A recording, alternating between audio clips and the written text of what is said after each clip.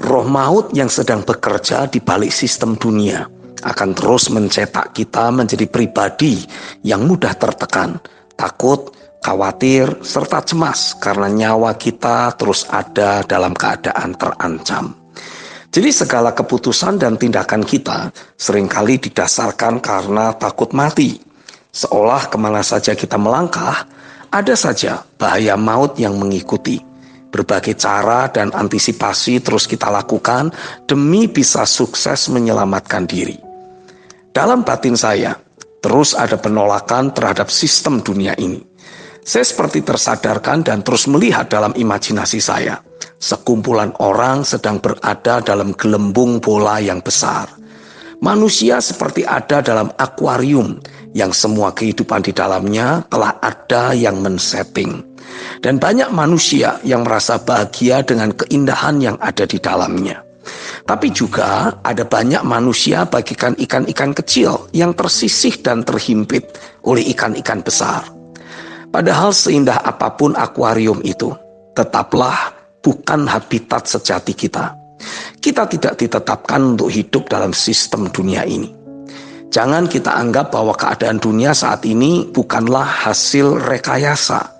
Ini semua ada yang mendesain, yaitu iblis yang merasuki sekelompok manusia untuk menguasai dunia dan mengontrol semua umat manusia agar menjalani hidup yang menentang Tuhan.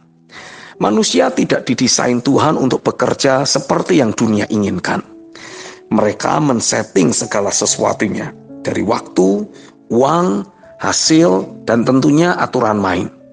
Sejenak kita berpikir bahwa ini serupa dengan teori konspirasi.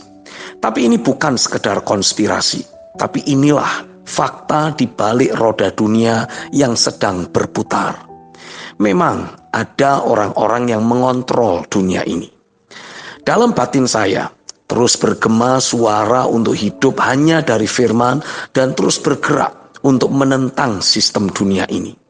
Saya makin yakin untuk mengalahkan dan menghancurkan sistem Babel hanya dibutuhkan iman. Hanya kepercayaan kepada Tuhan yang membuat kita bersukacita dan dikuasai damai sejahtera. Yang pertama, lawan semua hal yang membuat kita takut, khawatir, dan cemas dengan menggunakan janji Tuhan yang pernah kita terima. Pakai mulut kita untuk berkata-kata. Ketahuilah, Bapa sedang melatih kita untuk melawan singa dan beruang yang memang harus kita hadapi setiap hari. Inilah waktunya berlatih dengan mulut kita untuk semakin memperbesar takaran iman. Belajarlah untuk terus percaya. Bukan percaya sambil melakukan tindakan antisipasi jikalau janji Tuhan tidak tergenapi. Pokoknya percaya saja dan teruslah berkata-kata. Ingat, Tuhan tidak pernah memiliki plan B. Yang kedua, saya bertanya kepada Tuhan, bagaimana keseimbangan yang mesti kita miliki saat kita hidup dalam dunia ini? Apakah memang kita bisa terlepas dari sistem Babel ini? Masakan hanya untuk makan saja kita harus bekerja keras. Kita bukan budak dari sistem Babel. Kita adalah anak sang raja pemilik segalanya. Kita mesti membuang mentalitas budak dari diri kita dan dengan lantang menyatakan apa yang kita yakini dari apa yang Tuhan firmankan. Jika kita memang akhirnya mati, kenapa harus takut mati? Jika memang kita sudah mati, seperti yang ditulis dalam Roma 6 ayat 11, maka apa kita harus membayangkan kematian? Kita ditetapkan mati sekali saja. Kita perlu membangun keseimbangan seperti Sadrah, Mesah, dan Abednego. Kitab Daniel pasal 3 ayat 16-18 menuliskan, lalu Sadrah, Mesah, dan Abednego menjawab Raja Nebukadnezar, tidak ada gunanya kami memberi jawab kepada Tuanku dalam hal ini.